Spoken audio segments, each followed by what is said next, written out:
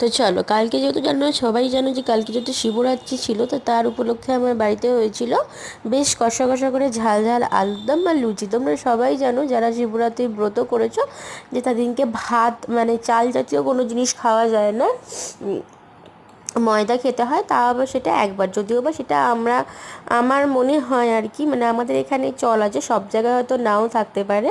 তো যাই হোক, আমার পুজো দিতে দিতে প্রায় বেজে গেছিলো 7:30 8টা।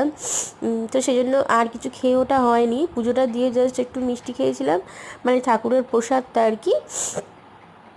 আর হচ্ছে তোমার খেয়েছিলাম হচ্ছে দু একটা খেজুর, ব্যাস এইটাই খেয়েছিলাম, আর কিছু খাওয়া হয়নি। আর রাত্রিবেলা এই দেখো রান্নাঘরে চলে এসেছি।